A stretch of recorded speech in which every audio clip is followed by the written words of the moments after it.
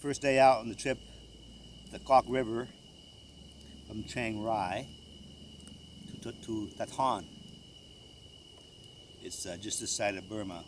We don't call it Myanmar. We call it Burma around here. And I'm still close to civilization now.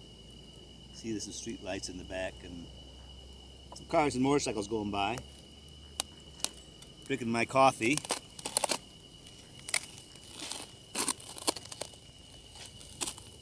Just had my dinner. Made the coffee on the gasifier stove. Works really good for that kind of stuff. Heating up stuff, making coffee and that kind of thing. Starts up quick, heats up quick. And this fire is just for, well, it's just for a fire. It's not cold. My wife thinks I'm freezing my butt off here, but not like my friend Dan is in Chicago, huh? Actually, it's quite nice. I would say it's about 68 degrees. By this fire, it's about 90. I gotta watch her, or I'll start cooking myself instead of cooking my dinner here. I roasted up some chicken here in the fire and had that. And I guess it's gonna be rice soup in the morning and coffee. So as we go further, we're going to get further out in the wilderness. Actually, I was hoping to get out further today, but I had a bit of a hard time finding somebody to watch over my truck where I parked it. Ended up having to pay somebody 200 baht, which is about $6, to watch it for 3 days. He looked like he needed the money. Yeah. Wife, his mother, and his, I'd say about 1-year-old kid, and they were living in a shack by the river. They seemed like nice enough folks. Hope the truck's still there when I get back. Well, I paid them $6. It better be there. I'm sure it will be. So I'm going to cut this off now. I'm too hot sitting by this fire. But there'll be more, eh?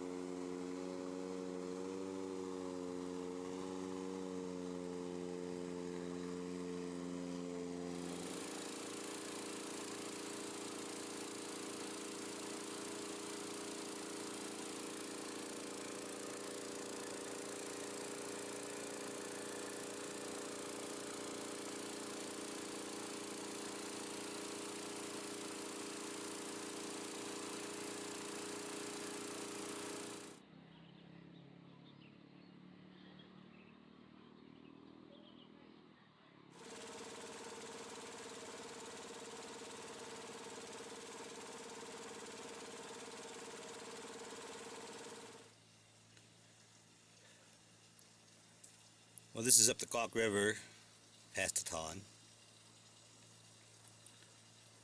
It's about as far as I can go. The border patrol is closed off the river.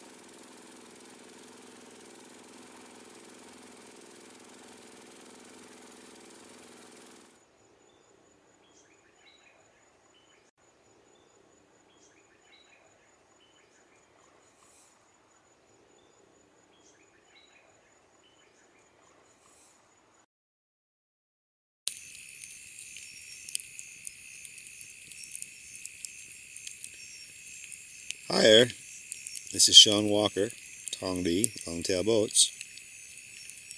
This is the last night of my trip up the Kok River from Chiangrai City to Thaton, and a little further into Burma. Round trip about 110 kilometers. Real nice trip. Met a lot of nice longtail boaters along the way. They do a ferry service from Thaton to Chiangrai. Oh, they're big longtail boats with 4-cylinder gasoline engines running propane. It's a lot cheaper to run propane. Anyways, I met a lot of nice people.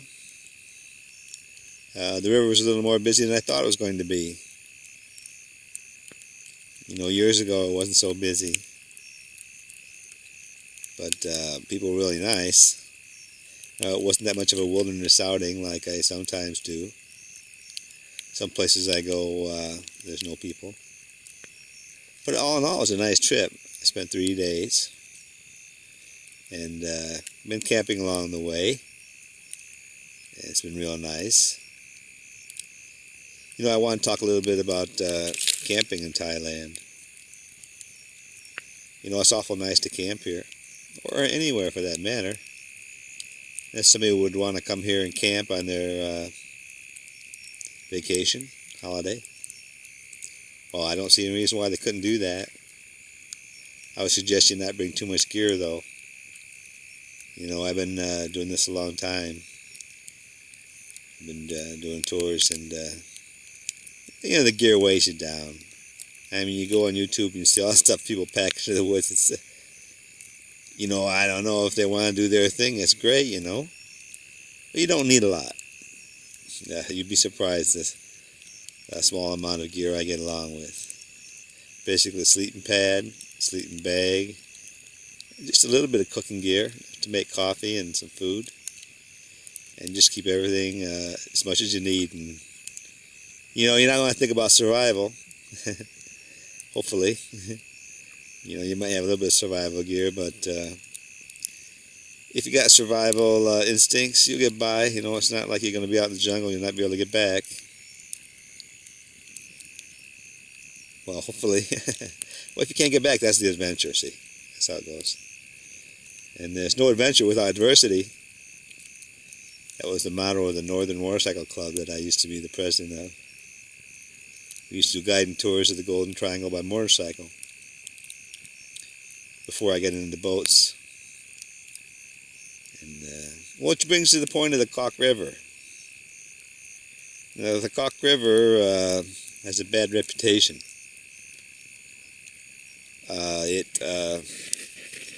Well, let's just say from time to time you see dead bodies floating down it. Not a good thing. No, not a good thing. And nobody likes dead bodies. But years ago, they would have a lot of fighting in Burma up around that area. Thaton, Mai Ai, and up and through there.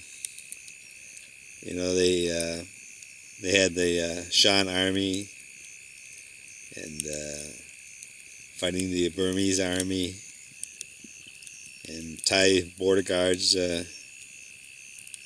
actually trying to keep the peace, at least around the Thai border. And let's just say it was a wild and woolly time of Shan Kun Sa, drug lords. He's a drug lord. And everybody fighting over heroin and stuff. You know, we used to ride the mule trails that brought heroin to Burma, surprisingly through Doi An Khang. And I had the border patrol up and all along and through there. And years ago, you go up Doi An Khang, and it'd take about 4 hours to get to the top of the mountain. Okay, because there was no road. I mean, they're trying to build a road out that time, about 20-some years ago. It took them 10 years to build the road. That's the area, kind of. we're talking about here. It's the Golden Triangle. Yeah, where all the heroin flows. It used to. Not so much anymore. But back then, this was a wild and woolly place. All of the Golden Triangle was. A lot of tourists come here, though, you know. Even back 20-some years ago, it was a famous place. Always got a lot of tourists. And a lot of drug traffic going on. And nobody seemed to mind. Everybody had a good time. And, well, not everybody. That brings us to another thing about the Kok River. I don't know, I guess it was 20-some years ago. Some Falungs took a raft down this river and got killed. I didn't show you on the video where the rapids were for obvious reasons.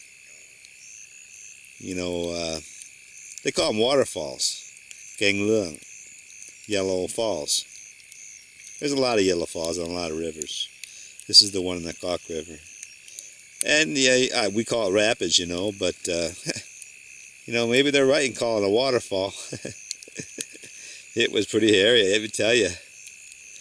But it's fun because the river is shallow, you know. And with my boat, when the river's shallow, I can get some good speed. I'm clocking up over 35 kilometers per hour. And even 30 kilometers per hour going up rapids. For some reason, when the shearing of the water into the hull and the longtail just, you know, high revving along, really wants to go. It was a great time. But anyways, years ago, some Falungs, Westerners, took a raft down and got killed. And after that, they put the sign up in the boat landing in Thaton saying, foreigners are not allowed to boat on this river due to dangers or something like that. Well, I've never let that stop me, and to tell you the truth, I always get a pass everywhere I go. If they see you know what you're doing, yeah, they don't care.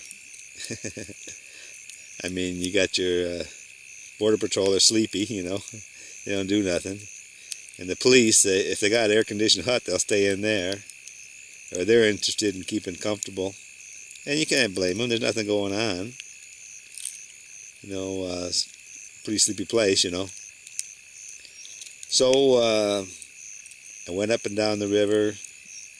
I didn't get in trouble with the police for boating on it. No dead bodies. Always a good thing, yeah. Always a good thing. And I'm, well, you know, like it always is, I'm kind of sad to go home.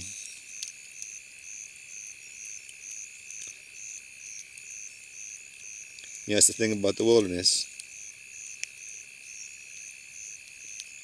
It's really nice. Communing with Mother Nature.